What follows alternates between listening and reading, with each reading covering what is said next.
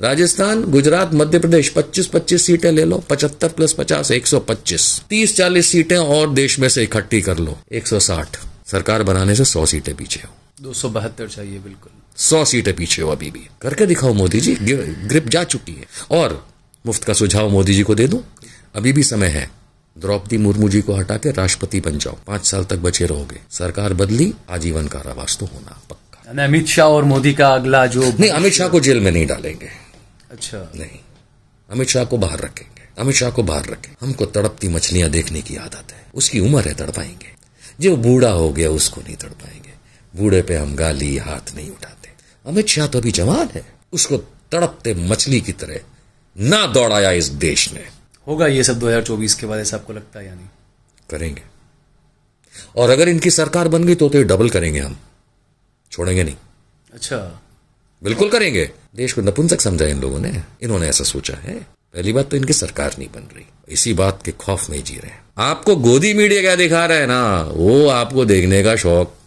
हम जैसे बहुत सारे लोग गोदी मीडिया में आए और गए, आपको जो देखना है देखो। लेकिन वो फिल्म है। शोले में अमिताभ बच्चन मरा नहीं था, लेकिन हिटलर से लेके गद्दाफी सबका अंत पूरी दुनिया जानती है। धर्म के नाम पर जो युवा आ जाते हैं बाहर झंडे उठाकर, अलंबरदार बनकर, तो ये भी कहीं ना कहीं उसी से जुड़ा हुआ है ना। नौकरी है, कुछ है नहीं, बेरोजगारी है, तो बैठे बैठे खाली दिमाग में उनको यही सारी चीजें आ जाती है, धर्म के अफीम में चढ़ जाते हैं वो लोग भी।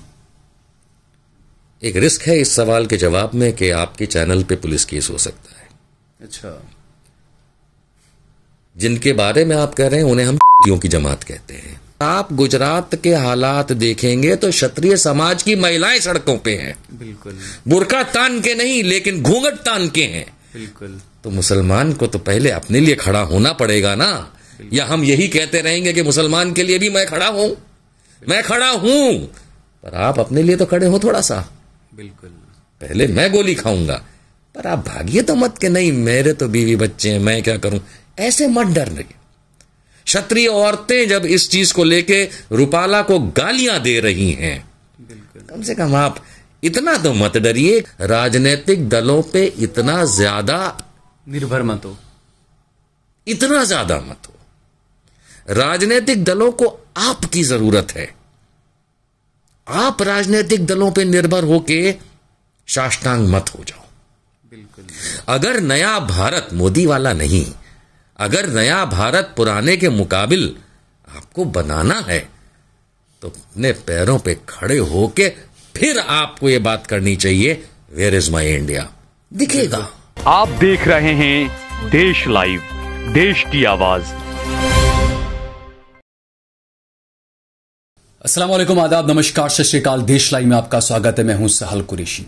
आज मेरे साथ में निशांत वर्मा जी हैं और किसी तारीफ के मोहताज नहीं। आपने देश के जितने बड़े बड़े चैनल्स हैं अक्सर उसमें आप डिबेट में देखते होंगे निशांत भाई को, क्योंकि राजनीतिक विश्लेषक तो है ही, लेकिन बड़ी ही बेबाकी से अपनी बात को रखते हैं हमेशा।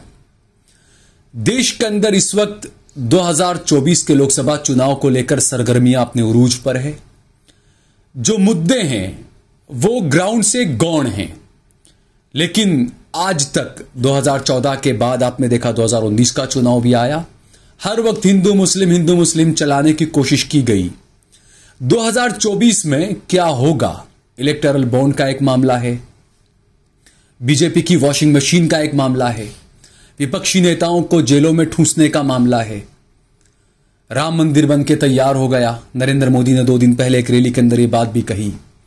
तो क्या क्या मुद्दे रहेंगे 2024 में, जनता किस पर यकीन करेगी? क्योंकि निशान भाई अक्सर जनता की नब्ज को पहचानते हैं, देश भर में घूमते हैं, कई मुद्दों से, पॉलिटिकल पार्टी के नेताओं से और हर तरह से लेते रहते हैं, लेते रहते हैं कि क्या क्या चल रहा है। तो हम बात करेंगे निशान भाई से। निशान भाई, 2024 का चुनाव, पहले हमने देखा 2014 का, 2019 का, उस वक्त करप्शन का एक बड़ा मुद्दा रहा। 2019 में राम मंदिर का, 3 तलाक का, हिंदू मुसलमान का एक मुद्दा रहा। 2024 का चुनाव, बीजेपी के पास में आपको लगता है कोई मुद्दा है? देश के पास मुद्दा है, वो है अर्थव्यवस्था। राजनीतिक लोग बेरोजगारी की बात करेंगे, सेना की बात करेंगे, हिंदू मुसलमान की बात करेंगे, राजनीतिक लोग लोकल इश्यूज की बात करेंगे, राजनीतिक लोग पाकिस्तान मुसलमान की बात करेंगे, लेकिन अगर हम इसको एक माला में पिरोए हुए मोतियों की तरह अगर देखें तो हर चीज वो मोती नहीं होता उस माला का जिसमें वो अंदर जाने वाला धागा ना हो। बिल्कुल। हो सकता है कि विधानसभा अलग अलग जगह के चुनावों के मुद्दे अलग हों क्योंकि वो लोकल इश्यूज होते हैं, लेकिन इसमें हमें यह याद रखना चाहिए कि जब लोकसभा के चुनाव होते हैं तो चाहे वो विपक्ष हो या वो सत्तारूढ़ दल हो, वो एक ही चीज को मेंटेन एंड मैनेज करने की कोशिश करते हैं और वो है नेशनल इशू। बिल्कुल। नेशनल इशू इस समय किसी भी राजनीतिक व्यक्ति से जो उम्मीदवार हो या पॉलिटिकल पार्टी में अपना कद रखता हो उससे आप बात करेंगे तो वो अपनी पार्टी ओरिएंटेड बात करेगा। उदाहरण के लिए जैसा आपने कहा मोदी जी ने बेफालतू में राम मंदिर की बात करी, बेफालतू में क्योंकि मात्र 10-12% बना है, तो मंदिर तो कहीं बना नहीं है। जाइए अयोध्या जाके देखिए, इतनी धूल उड़ रही है कि अच्छा है काले राम लगाए हैं वहां, कहीं गोरे लगाए होते तो अब काले हो गए होते। यानी इतनी धूल होगा, बना तो कुछ भी नहीं। तो हर कहने का तात्पर्य मेरा यह है कि हर राजनीतिक दल या राजनीतिक नेता या उम्मीदवार जो है वो अपने पार्टी लाइन पे बात करेगा। बिल्कुल। लेकिन इस बार ही नहीं, हर बार देश जो है वो देश की बात करता है।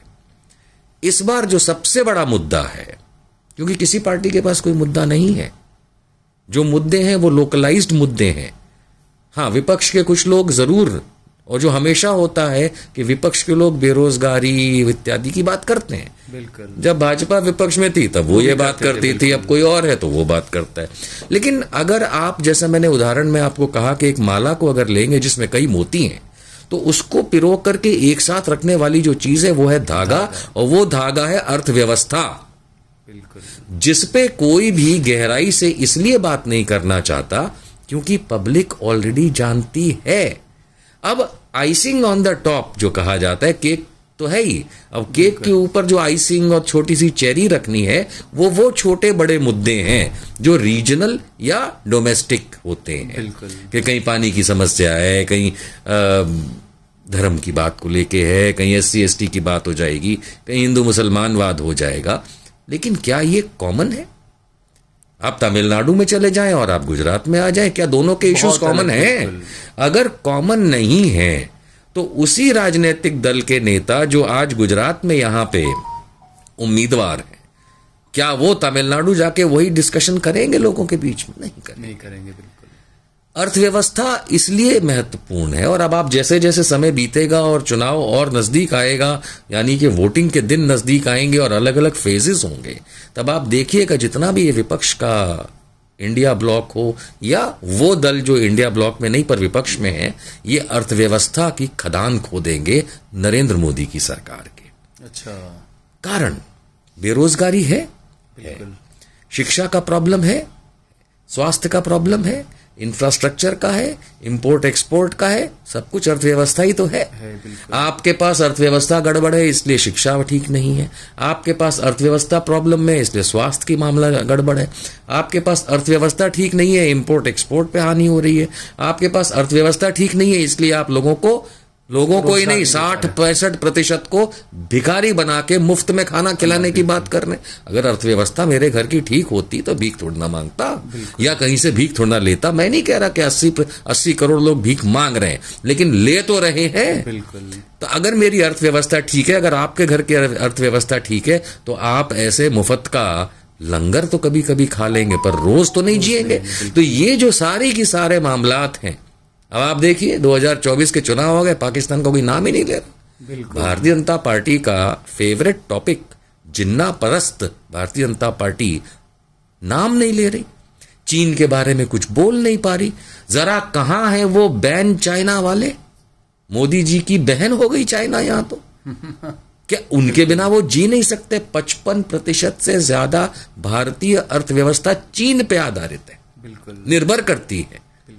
यानी इस समय अगर आप देखें, अब आपने हाल में देखा होगा पेट्रोल डीजल के दामों में कुछ कमी आने का कहीं सुनाई दिया? अर्थव्यवस्था, हर चीज अर्थव्यवस्था से जुड़ती है जनाब। और आप लोगों को मैं बता दूं, भारतीय जनता पार्टी की हार का कारण भी अर्थव्यवस्था ही बनेगी। ना राम, ना पाकिस्तान, ना हिंदू, ना मुसलमान, ना शिक्षा, ना बेरोजगारी, ये सब छूट जाएगा पीछे, क्योंकि ये वो मणके हैं उस माले के जिसको पिरोया जाता है उस अर्थव्यवस्था से जो इस देश की खत्म हो चुकी है। 4 पैसे होंगे आज आपके पास, खा लेते हैं, पर वो 4 पैसे आपके पास इसलिए हैं आप कुछ काम कर पाते हैं। बिल्कुल। चाहे आप खेती करते हो, चाहे आप रिक्शा चलाते हो, चाहे आप कुछ भी कैसा नौकरी करते हो, लेकिन आप क्या उन 80 करोड़ लोगों में है जो भिक्षा, जो मोदी जी कहते थे हम भिक्षा लिए हैं इतने साल, बिल्कुल आप भिक्षा ले रहे हैं। भिक्षा संस्कृत वर्ड है, हिंदी में उसको भीख कहा जाता है। बिल्कुल। तो ये अर्थव्यवस्था चरमरा रही थी पहले, अब टूट चुकी है, और इसलिए भारतीय जनता पार्टी खुद चाहती है कि अब कोई और आए और जरा ये अर्थव्यवस्था दोबारा रीसेट करे, हम फिर आ जाएंगे राम के नाम पे। ये है असली। अच्छा, दूसरा, जैसे डॉलर के मुकाबले रुपया बहुत ज्यादा गिर रहा है, आप जिस अर्थव्यवस्था की बात कर रहे हैं, इसी बीच कई मुद्दे ऐसे हैं जिनको कोई छूना नहीं चाहता है। जैसे कई सारे मुद्दे, विपक्षी नेताओं की बात अगर करते हैं तो इंडिया का गठबंधन खड़ा होकर विपक्षी नेताओं की गिरफ्तारी की तो बात कर लेता है, लेकिन इस देश के अंदर अल्पसंख्यकों का जो 2014 में नरेंद्र मोदी के प्रधानमंत्री के बनने के बाद जो हाल हुआ है अल्पसंख्यकों का, खासकर मुसलमानों का, इंडिया का गठबंधन खड़ा होकर केजरीवाल की गिरफ्तारी पर तो बात करता है, लेकिन वही गठबंधन मुख्तार अंसारी की मौत पर कोई बात नहीं करता, मुसलमानों के हालात पर कोई बात नहीं करता। मैं इस बात को बिल्कुल 100% सही नहीं मानूंगा। मैं हाल में उत्तर प्रदेश में 3 दिन दौरा करके आया, और किस्मत की बात या बदकिस्मती मुख्तार की कि जब उनकी डेथ हुई उसके बाद की बात है, कोई दल ऐसा नहीं है उत्तर प्रदेश में जो मुख्तार की बात नहीं कर रहा। हाँ, अगर आप ये एक्सपेक्ट करते हैं कि महाराष्ट्र में भी उसकी बात हो तो शायद वो जरूरी नहीं। अखिलेश यादव ने ट्वीट किया निशान जी, लेकिन उसने मुख्तार अंसारी का नाम नहीं लिखा उसमें, तो बचते हुए नजर आते मुसलमान के नाम से। लेकिन आपने समाजवादी विधायकों को नहीं देखा है जो जौनपुर और उनके जो घर गाजीपुर है वहां जाकर के रो करके मुख्तार अंसार की तारीफ कर रहे हैं? क्यों? वो तो विधायक है सपा के और बसपा के, और आम जनता वहां की, तो बात तो होगी, पर वो लोकलाइज्ड होगी। उदाहरण के तौर के अगर हम बात करेंगे तो यदि द्वारका के इलेक्शन का सीट की बात यहाँ गुजरात में करी जाएगी तो उसका असर असम की गुवाहाटी सीट पे डिस्कशन हो जरूरी नहीं। लेकिन हाँ, पुरुषोत्तम रूपाला जैसा आदमी जो पूरी क्षत्रिय जाति के बारे में बोलेगा तो कौन खड़ा हुआ है? क्या विपक्ष बात कर रहा है? क्षत्रिय खुद बात कर रहे हैं। बिल्कुल। गुजरात की सड़कों पे क्षत्रिय निकले हैं। तो जब आपने मुसलमान की बात करी, माफ करिए आप मुसलमान हैं इसलिए नहीं कह रहा हूं, आप निकले, मुसलमान निकला। मैं 15 साल से कहता आ रहा हूं कि ये डरी हुई कौम नहीं, डराई गई कौम है, और डराया खुद मुस्लिम नेताओं ने। तो ये कहना बहुत आसान है कि मुसलमान के लिए कोई खड़ा नहीं होता। मैं जानना चाहता हूं मुसलमान के लिए मुसलमान खड़ा होता है? पुरुषोत्तम रूपाला से तो कम से कम सीख लो मुद्दे से। क्षत्रिय समाज से सीख। क्षत्रिय समाज गुजरात में 10% भी नहीं होगा, 4, 5, 6% होगा। उसका शायद चुनाव पे इस बात का असर पड़े ना पड़े ये जरूरी नहीं, लेकिन बीजेपी का लेकिन इस समय अगर आप गुजरात के हालात देखेंगे तो क्षत्रिय समाज की महिलाएं सड़कों पे हैं। बिल्कुल। बुर्का तान के नहीं, लेकिन घूंघट तान के हैं। बिल्कुल। तो मुसलमान को तो पहले अपने लिए खड़ा होना पड़ेगा ना, या हम यही कहते रहेंगे कि मुसलमान के लिए भी मैं खड़ा हूं, मैं खड़ा हूं, पर आप अपने लिए तो खड़े हो थोड़ा सा। बिल्कुल। पहले मैं गोली खाऊंगा, पर आप भागिए तो मत के नहीं मेरे तो बीवी बच्चे हैं, मैं क्या करूं, ऐसे मत डर रही। क्षत्रिय औरतें जब इस चीज को लेके रूपाला को गालियां दे रही हैं, कम से कम आप इतना तो मत डरिए कि भाई मुख्तार कोई अच्छा आदमी नहीं था। ये मैं कह रहा हूं, मैं साफ कह रहा हूं, वो कन्विक्ट था, गुनहगार था, सजा याफ्ता था। वहां की लोकल गाजीपुर की, जौनपुर की पब्लिक के लिए वो एक रॉबिनहुड था। बिल्कुल, वो रॉबिनहुड था। तो अब आप अब्दुल लतीफ को भी इतना बड़ा बना देंगे? नहीं, फिल्म बनेगी मुख्तार अंसारी पे जैसे शाहरुख खान ने अब्दुल लतीफ पे बनाई, चलेगी। लेकिन जहां जमीनी हकीकत की बात आएगी, अपने अधिकारों के लिए पहले खुद खड़ा होना पड़ेगा। मेरे जैसे 1 लाख नहीं 1 करोड़ निशांत वर्मा आपके साथ मिलेंगे, सड़क पे खड़े, जमीन पे खड़े, कोर्ट में खड़े, प्रशासन के सामने भिड़ते हुए। लेकिन यह सवाल मुझसे हजारों बार पूछा गया है कि मुसलमान के लिए राजनीतिक विपक्षी दल, देखो कौरा तो मां दे सकती है, निवाला बना के खाने के लिए चबाना खुद पड़ेगा। राजनीतिक दलों पे इतना ज्यादा निर्भर मत हो, इतना ज्यादा मत हो। राजनीतिक दलों को आपकी जरूरत है। आप राजनीतिक दलों पे निर्भर होके साष्टांग मत हो जाओ। बिल्कुल। अगर नया भारत मोदी वाला नहीं, अगर नया भारत पुराने के मुकाबिल आपको बनाना है तो अपने पैरों पे खड़े होके फिर आपको यह बात करनी चाहिए, वेयर इज माई इंडिया, दिखेगा। बिल्कुल। और मैं मुसलमानों की, क्षत्रियों की, जैनों की, बौद्धों की बात नहीं कर रहा हूं, मैं ओवरऑल एक भारतीय मेंटालिटी की बात कर रहा हूं। डर का जो जीवन है ना, इससे दूर आना है। बिल्कुल। और यह मैं इसलिए कह रहा हूं क्योंकि अर्थव्यवस्था खराब है। 2 जून की रोटी कमाने से आदमी बाहर नहीं निकल पाता। बच्चों के स्कूल है, बीवी है, घर में परिवार है, मैं कहां इन सब चीजों में पढ़ूं। बिल्कुल। अर्थव्यवस्था ठीक कीजिए। मैं ये नहीं कहता किसको वोट कीजिए। तो निशांत भाई, जिस तरीके से आपने कहा कि अर्थव्यवस्था ही सबसे मेन जड़ है और यही मुद्दा बनेगा, आप मुझे बताइए, मैं आप लोगों से पूछता हूं जो आपका ये वीडियो टेलीकास्ट देखेंगे, परिवार किस वजह से टूटते हैं? झगड़े परिवार में किस बात के होते हैं? पैसे को लेकर। आर्थिक। बिल्कुल। हस्बैंड वाइफ में प्राइमरी झगड़ा हस्बैंड की नजर कहां है उसकी वजह से नहीं होता, वो तो बहुत कम घरों में पैसे की वजह से होता है। घर में, जिस घर में पैसे की अछत हो, कमी हो, वहां झगड़े होते हैं। बच्चों के पास पहनने के कपड़े ना हो, हस्बैंड वाइफ में झगड़े होते हैं। वो हस्बैंड वाइफ के झगड़े फिर सास ससुर से होने लगते हैं।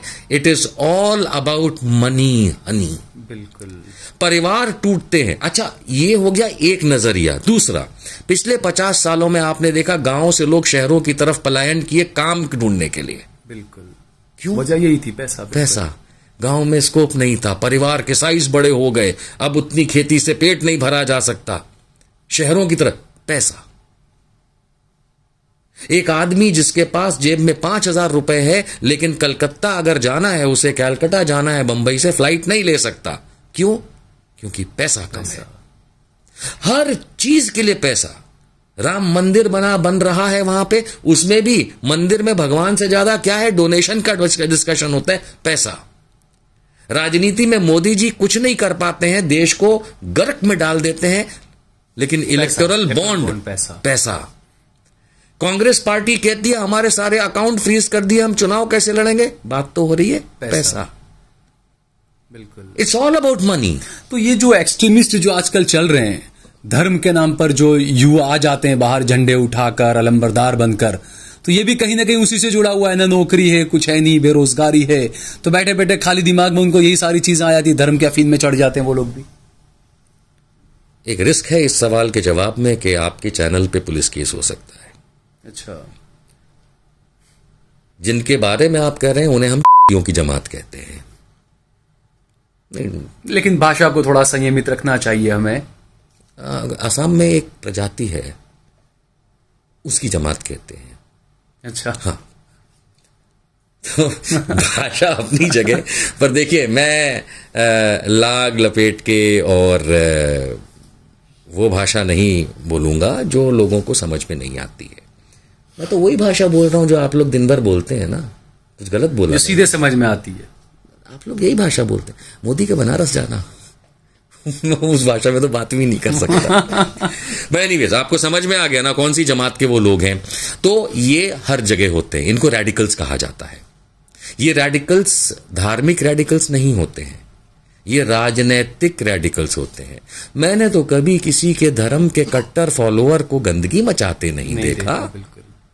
मैंने तो कभी किसी पंडित जी को या किसी मौलवी को या किसी पादरी को या किसी ऐसे व्यक्ति को जो धार्मिक बातें करता हो वो तो इस तरीके की एक्शंस नहीं लेता। तो ये कौन है वो लोग? इसीलिए वो शब्द जरूरी था कि वो लोग ऐसे लोग हैं जिनके पास, हम एक अंग्रेजी में शब्द कहते हैं IQ, इंटेलिजेंट क्वेश्चन नहीं है। उनको आप खड़ा करके अपने सामने कोई जनरल बात भी पूछ लेंगे तो उसका जवाब उनके पास नहीं है। लेकिन उनको ब्रेन वॉश राजनीतिक लोग करते हैं। अगर आपने जो सवाल किया, जो रेडिकल लोग निकल जाते हैं बाहर और ये करते हैं, हम इस देश के 200 साल के इतिहास को देख लें, 300 साल के देख लें, 600 साल के इतिहास को देख लें। छत्रपति शिवाजी महाराज के 11 जनरल थे जिसमें 4 मुसलमान थे। महाराणा प्रताप के, टीपू सुल्तान का हिंदू था। बिल्कुल। अब मैं कितना गिनाऊं? अकबर के 9 रत्नों में कितने रत्न हिंदू थे। बिल्कुल। अब खुद ही सोचते। अब मैं ये समझना चाहता हूं कि ये हिंदू मुसलमान वाद कहां से आया, कौन लाया? तो ये अंग्रेज लाया, ब्रिटिशर्स लाए। डिवाइड एंड रूल की प्रक्रिया उनकी थी। उन्हें पता था कि ये कम पढ़े लिखे, और खाली इंडिया में नहीं पूरी दुनिया में, चाहे वो फिलिस्तीन का मसला हो, चाहे इंडिया पाकिस्तान का मसला हो, ये तो एंड हुआ इस तरीके से कि इजराइल बना दिया तो फिलिस्तीनी मसला चल रहा है, इधर पाकिस्तान बना दिया तो इंडिया पाकिस्तान मसला चल रहा है। पर हकीकत में उस समय तो डिवाइड एंड रूल का गेम था। वो डिवाइड एंड रूल का मतलब क्या था? रजवाड़े तो हमारे डिवाइडेड नहीं थे, सारे उनके अधीन थे। बिल्कुल। कुछ मुस्लिम शासकों के सिवाय। तो डिवाइड एंड रूल किसके साथ है? डिवाइड एंड रूल वो चीज थी जो राजा रजवाड़े नहीं करते थे। जब हमारे राजा रजवाड़े थे तो वो अपनी प्रजा में हिंदू मुसलमानवाद नहीं करते थे। लेकिन जब वो रजवाड़े अंग्रेजों के अधीन हो गए, चाहे वो ईस्ट इंडिया कंपनी हो या क्राउन हो, जब उसके अधीन हो गए तो वो कंट्रोल कैसे करेंगे, उसके लिए उन्होंने अपने बेनिफिट के लिए जातिवाद, हिंदू मुसलमानवाद, वाद, जाति प्रजाति हमारे यहां पहले से है, विभिन्न धर्मों के लोग हमारे यहां पहले से हैं। लेकिन इसका जो वाद खड़ा हुआ, विवाद खड़ा हुआ, ये अंग्रेजों के जमाने से खड़ा हुआ। वो आज भी हमारे अंग्रेजों के काले नौकर, बिल्कुल, वो उसे फॉलो कर रहे हैं। लेकिन कमाल की बात यह है, चाहे वो अटल बिहारी वाजपेयी रहे हो, अब मैं उसी पार्टी की बात करूंगा जो ये लोग करते हैं, चाहे अटल बिहारी वाजपेयी रहे हो, चाहे अडवाणी रहे हो, मुरली मनोहर जोशी रहे हो, उमा भारती रहे हो, उसके बाद की जमात इनकी जो आई, नरेंद्र मोदी, अमित शाह, और अब देखें तो योगी आदित्यनाथ, फडणवीस टाइप के भी जो लोग हैं। बिल्कुल। और गुजरात में तो बिल्कुल अब कोई है ही नहीं। भूपेंद्र भाई पटेल का तो किसी ने बाहर तक नाम भी नहीं सुना है कि भाई है भी कि नहीं। बिल्कुल। वो अलग अलग न्यूज आती है कि वो कानून भंग करते हैं, लेकिन चलो वो उनकी मर्जी है, बट वो उस डिस्कशन का पार्ट नहीं हमारा। तो इसमें अब ये हाल है कि ये इन लोगों ने, इन्हीं Bharatiya Janata party, RSS, VHP, Bajrang Dal, इन जैसे लोगों ने अच्छे भले चलते देश और देश की सरकारों, चाहे भले राज्य हो चाहे केंद्र हो, उसमें अपना स्थान पाने के लिए हिंदू मुसलमानवाद या धार्मिक झगड़ा, आप हिंदू मुसलमान कहते हैं, आप पंजाब में जानते हैं क्यों बीजेपी नहीं आती है? क्योंकि सिखों के साथ संघियों का पुराना झगड़ा है। बिल्कुल। सिखों के साथ संघियों का बहुत पुराना झगड़ा है। आज से 30 साल पहले दिल्ली से पंजाब जाती बारात की बसें लूट ली जाती थीं। बिल्कुल। तो ये वो हर जगह उन्होंने किया ताकि अच्छे भले चलते एक आइडियल स्टेट जिसको कहा जाता है माहौल में, वो कैसे अंदर आए। और अब वो सत्ता में आ गए तो अब नहीं करते हैं। अगर आपका ये सवाल कहीं पहले था कि भाई 2014 के बाद देखो मुसलमानों का क्या हाल हुआ, मैं तो कहता हूं हिंदुओं का भी वही हाल हुआ, क्योंकि वो अर्थव्यवस्था का पार्ट है। बिल्कुल।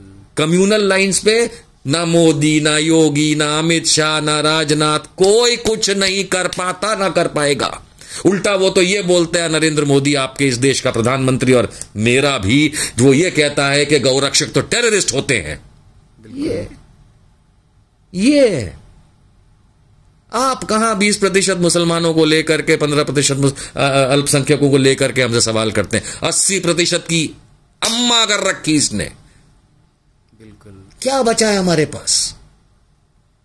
तो रेडिकल्स की बात मत करिए, वो वही है सी फॉर चार्ली। लेकिन बेसिकली इस समय योगी आदित्यनाथ की औकात नहीं है कि एक हिंदू मुस्लिम शब्द बोल पाए, एक औकात की शब्द बोल के दिखा दे, नहीं है। वो क्या बोलता है? योगी आदित्यनाथ, हाँ भैया आजकल धुरंधर नाम चल रहा है, कहता है जो भी देशद्रोही है हम उसको निकालेंगे। हाँ वो तो हम भी कहते हैं, जो भी देशद्रोही है उसको जेल में डालने तो अच्छी बात है, लेकिन हिंदू मुसलमानवाद करके दिखाओ ना, तुम्हारे दम है तो। नहीं, सत्ता पाने के लिए ये सब गंदगी की थी, सत्ता में बैठे हैं, अब करेंगे तो सत्ता चली जाएगी जो वैसे भी जाने वाली है केंद्र में। नहीं, लेकिन देश का गृह मंत्री खड़ा होकर यह कहे कि हमने निजामों से मुक्ति दिलाई, हमने मुख्तार से मुक्ति दिलाई, हमने अतीक से मुक्ति दिलाई, तो ये गृह मंत्री के लेवल पर इस तरह की बात किया जाना, ये फड़फड़ाहट है उस चिड़िया की। अमित शाह के जो ये शब्द हैं, गृह मंत्री यानी कि सरदार वल्लभ भाई पटेल उस कुर्सी पे बैठा करते थे, बिल्कुल उस कुर्सी पे बैठे अमित शाह जैसे गुंडे के ये शब्द सिर्फ एक बात बताते हैं, और वो है मरने से पहले चिड़िया की फड़फड़ाहट। ये कहावत है बिल्कुल कि अमित शाह गृह मंत्री भारत अगर ये भाषा बोल रहा है, मतलब उसके पास अपने काम गिनाने के लिए कुछ नहीं है। ये वही अमित शाह और उसका डिपार्टमेंट है जिसने कोरोना काल में तबलीगियों को क्या क्या करने की, बोलने की कोशिश नहीं की थी, और बात में क्या निकला। तो ये राजनीतिक जुमलेबाज हैं, आई थिंक और कोई शब्द नहीं बोला जा सकता यहां, लेकिन इनकी बातों में कोई दम नहीं है। निजामों से इन्होंने मुक्ति दिलाई, भैया तुम्हारे तो बाप दादा अंग्रेजों के नौकर थे। वो बात और है कि अमित शाह के घर के अंदर गांधी जी की फोटो लगी है। अच्छा, जहां मां बाप रहते हैं इनके, नारायणपुरा में, अहमदाबाद में, अमित शाह के घर, गांधी जी की फोटो लगी। यस, अच्छा, उनके ड्राइंग रूम में गांधी जी की फोटो है, सावरकर की नहीं है, गोलवालकर की नहीं है। लेकिन लोगों से कहा जाता है सावरकर की। हम बता रहे हैं, आप चले जाइए, अहमदाबाद में बैठे हैं ना, चले जाइए इनके माता पिता वाले मकान में नारायणपुरा में, इनके ड्राइंग रूम में ना गोलवालकर, ना हेडगेवार, ना सावरकर, ना गोडसे, इनकी फोटोज नहीं है। वहां पे दो भगवान जी की फोटोज लगी हैं, श्री कृष्ण की, और एक महात्मा गांधी की फोटो लगी है। ये तो राजनीतिक लोग हैं, आप लोगों को बेवकूफ बनाने का काम करते हैं, जनता को मेरा मतलब है। तो इनके ये शब्द निजाम से मुक्ति दिलाई, भैया निजाम से किसने मुक्ति दिलाई? निजाम तो खुद छोड़ के चला गया, सरदार पटेल ने दिलाई, जवाहरलाल नेहरू ने दिलाई, है ना। तो निजाम से उन्होंने दिलाई, मुख्तार से मुक्ति दिलाई। क्या वो कबूल रहे हैं कि उन्होंने मुख्तार अंसारी को मारा? अगर ऐसा है तो फिर जेल जाएगा अमित शाह, अगर उसने मुख्तार अंसारी को मारा। कोर्ट वैसे ही सख्त है उत्तर प्रदेश में इस समय, और ऐसा करके तो अमित शाह तुम ऐसा बोलो मत, तुम्हारा जो कॉम्पिटिटर है ना योगी आदित्यनाथ, तुम्हें जेल में डलवा देगा, तुम कुछ नहीं कर पाओगे, क्योंकि नरेंद्र मोदी के बाद तुम अपने आप को प्रधानमंत्री समझते हो, और वो वहां पे बैठा हुआ है बिल्कुल ऐसा करने के लिए। तो तुम अगर ये शब्द बोलोगे ना तो उठा के डाल दे, क्योंकि पुलिस तो उसके हाथ में, तुम्हारे हाथ में कुछ नहीं है, तुम्हारे हाथ में तो खाली बाबा जी का है। निशांत भाई, जिस तरीके से ये जो माहौल बनाया जा रहा है, आप जो बातें कर रहे हैं, दूसरा ऐसा लगता है कि इस देश में जैसे बताया जाता है मुसलमान बहुत डरा हुआ है, मुसलमान के साथ में सारी चीजें हो रही है, लेकिन मुझे ऐसा लगता है पर्सनली इस देश का हिंदू सबसे ज्यादा डरा हुआ है। अर्थव्यवस्था को लेकर परेशान तो है, लेकिन वो डरा हुआ है मोदी के खिलाफ, सिस्टम के खिलाफ, सरकार के खिलाफ कुछ बोल नहीं पाता है। वो जो संख्या में ज्यादा होता है वो हर चीज में संख्या में ज्यादा होता है। देश में अमीर सबसे ज्यादा हिंदू काउंटिंग में मिलेंगे, क्योंकि 80% जनसंख्या हिंदू है। देश की सेना में सबसे ज्यादा हिंदू मिलेंगे, क्योंकि जनसंख्या में हिंदू ज्यादा है। मंत्री ज्यादा हिंदू मिलेंगे, क्योंकि हिंदू ज्यादा है। गरीब सबसे ज्यादा आपको हिंदू मिलेंगे, क्योंकि गरीब ज्यादा है। और यहां तक कि धंधा करने वाली भी सबसे ज्यादा हिंदू मिलेंगे, क्योंकि वही ज्यादा है। यानी मैं उनकी बुराई नहीं कर रहा हूं, तो गिनती बता रहा हूं। रेस्टोरेंट के मालिक सबसे ज्यादा आपको हिंदू मिलेंगे, क्योंकि हिंदू ज्यादा है। तो ये तो बड़ी नॉर्मल सी बात है। तो डरा हुआ भी सबसे ज्यादा हिंदू ही मिलेगा, क्योंकि हिंदू की जनसंख्या ज्यादा है। तो डराना मुसलमान को नहीं है। यहां राजनीतिक दल भाजपा जैसे जो है वो हिंदुओं को डराएंगे ना, मुसलमान तो बेफालतू में डरा हुआ महसूस करता है। अच्छा, आखिरी सवाल है कि 2024 के चुनाव का आप कैसे देखते हैं? क्या परिवर्तन होगा? जी, परिवर्तन हो रहा है, और इसके लिए ऐसा कोई इमोशनल टॉक करने की जरूरत नहीं। 2024 में भारतीय जनता पार्टी को 150 सीटें बड़ी मुश्किल से निकल पाएंगी। अच्छा, वो 400 पार, 600 पार और 600 करोड़ वोटर, ये सब तो बोलते रहते हैं, लेकिन हकीकत यह है कि अगर मैं राज्य के हिसाब से चलूं, एक एक राज्य के हिसाब से, तो मैं दक्षिण से शुरू करता हूं। तमिलनाडु में बीजेपी का कोई स्कोप नहीं है, केरल में कोई स्कोप नहीं है, आंध्र प्रदेश में कोई स्कोप नहीं है, तेलंगाना में कोई स्कोप नहीं है, गोवा में एक, महाराष्ट्र पूरी तरह से छिन्न भिन्न है, 8-10 पार्टियां हैं, तो महाराष्ट्र में कोई अभी प्रोजेक्शन दे ही नहीं सकता। कर्नाटका में बहुत बुरे हाल में है, और ना सिर्फ वो पर उनके एलआई देवेगौड़ा साहब, इन दोनों का कुछ नहीं आने वाला, पूरा कांग्रेसमय हो रखा है इस समय कर्नाटका। उड़ीसा में जरूर इनकी कुछ सीटें आ सकती हैं, क्योंकि वहां कांग्रेस या अन्य पार्टियों का कोई दबदबा नहीं है, बीजेडी और बीजेपी का है। पश्चिम बंगाल में भारतीय जनता पार्टी ने 2019 में छलांग लगा ली थी, अब वो इस समय होता हुआ नहीं दिख रहा है। हाल में पवन सिंह जैसे ने आसनसोल से लड़ने के लिए मना तक कर दिया, जो कि अपने आप में एक इंडिकेटर है। और भी बहुत सारे इंडिकेटर्स हैं। 7 सिस्टर्स जिसको आप कहते हैं, ईस्ट के अंदर जो आपके 7 सिस्टर स्टेट्स हैं, हेमंत बिस्वा शर्मा बांग्लादेशी जितना मर्जी हल्ला मचा ले, खुद बांग्लादेशी है, एनआरसी कराओ, उसको बाहर भेजना पड़ेगा, वो बताता नहीं है। लेकिन आसाम में भी कांग्रेस का वापस एक नंबर आना शुरू हुआ है। मैं ये नहीं कह रहा हूं कि वो जीरो हो जाएगी बीजेपी, पर पहले के मुकाबले। बाकी मणिपुर मिजोरम में आपने देखा ही है कि इस समय क्या हालात हुए हैं, तो वहां तो बीजेपी या उनके एलाइज जो हैं उनका मुझे नहीं लगता कि कुछ स्कोप आएगा, और आ भी गया उनके एलाइज का जो ऐसे ही आता है, तो वो इस बार दूसरे गठबंधन को सपोर्ट बाद में करेंगे। अब थोड़ा सा अगर हम अंदर आना शुरू करें ईस्ट से, तो बिहार में बहुत बुरे हाल हैं। सुशील कुमार मोदी कुछ नहीं कर पाएंगे, बोल चुके हैं, कारण जो भी दिए हों। गिरिराज सिंह तो वैसे ही पाकिस्तान भेज रहे थे सबको, शायद इस बार उनका नंबर लग जाए पाकिस्तान या बांग्लादेश आने का। बाकी कोई नेता वहां पे इस समय कुछ कर नहीं पा रहे हैं। नीतीश बाबू एक अच्छा गेम प्लेयर हुआ करते थे, लेकिन हाल में जो राजनीति उन्होंने करी है, अब नुकसान उनको बहुत बुरा है। तो पिछली बार 40 सीटों में से बिहार में 39 सीट्स एनडीए को आई थी, इस बार 15 आ जाए तो बड़ी बात है। अच्छा, इतना बुरा हाल होगा बिहार में बीजेपी का, एनडीए का? सब हाल जिसका भी होता है बुरा ही होता है, बिल्कुल, है ना। तो 39 आ गई थी तो मतलब आरजेडी कांग्रेस का बुरा हाल हुआ था। अब जब वही वाली बात है, रोटेशन में जाता है, तो फिर अब इनका बुरा हाल होगा। थोड़ा और अंदर आए तो उत्तर प्रदेश को लेकर के बड़ा डिस्कशन होता है, क्योंकि 80 सीटों का राज्य है, 50 सीटें अभी भी आएंगी बीजेपी की। अच्छा, क्योंकि इसमें वेस्टर्न उत्तर प्रदेश और अवध एरिया जो है उसमें थोड़ा डोमिनेशन इनका है।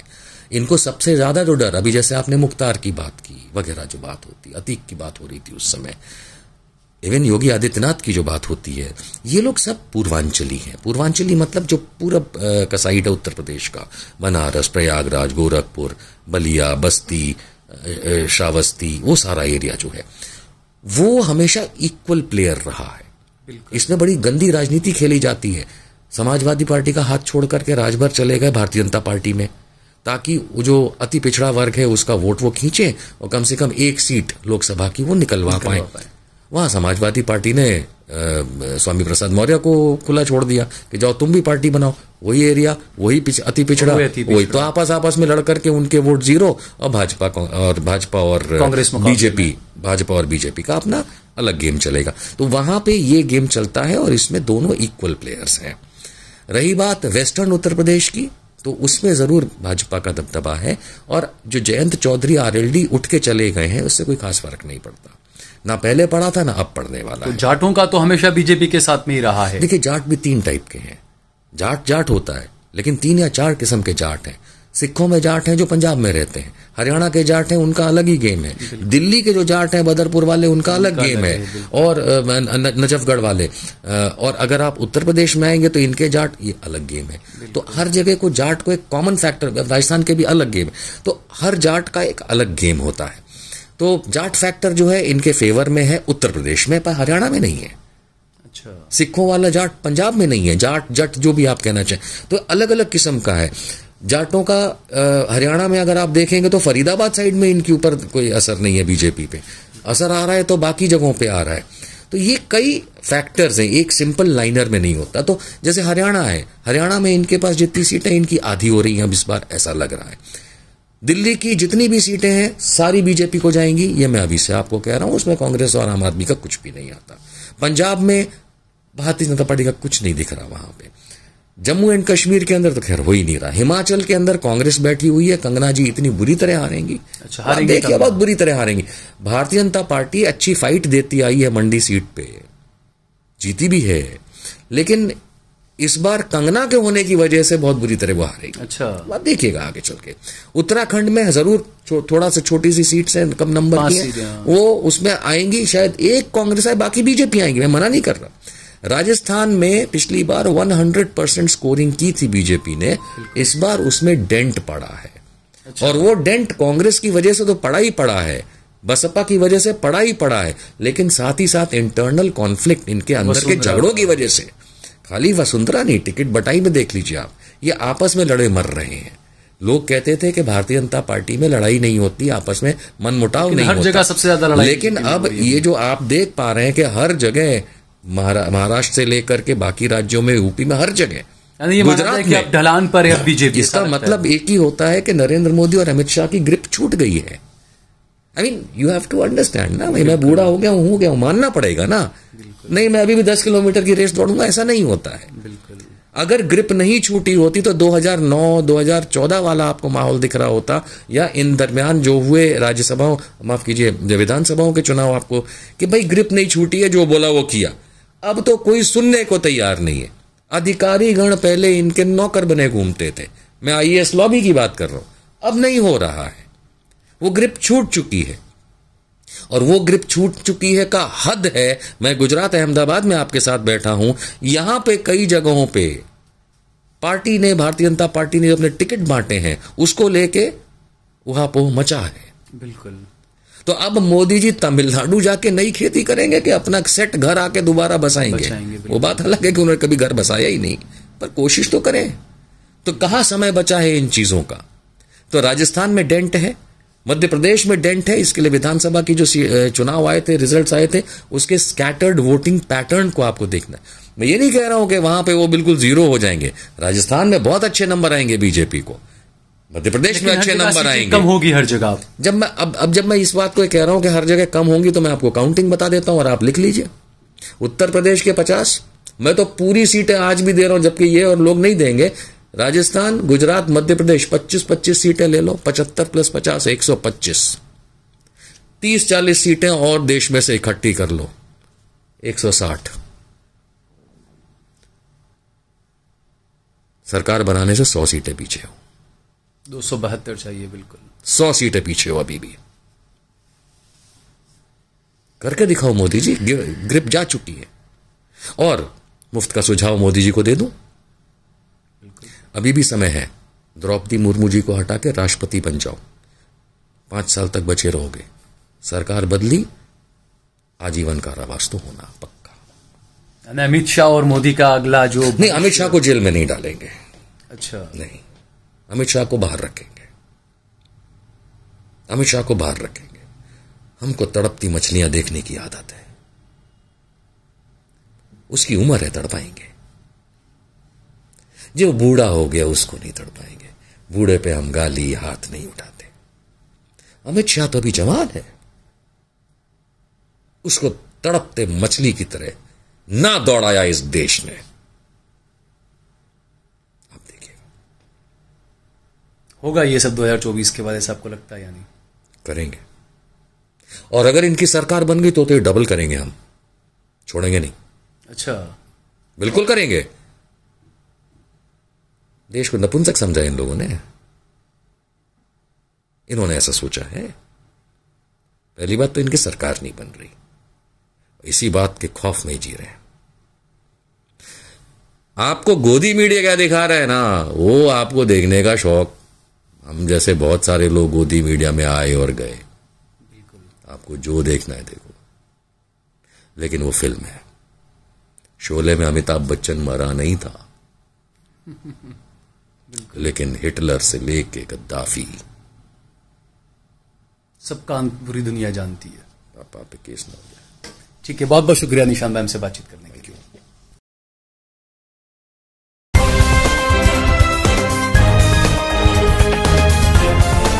देश और दुनिया की तमाम छोटी और बड़ी खबरों के लिए हमारे चैनल को सब्सक्राइब करना न भूलें और बेल का बटन जरूर दबाएं।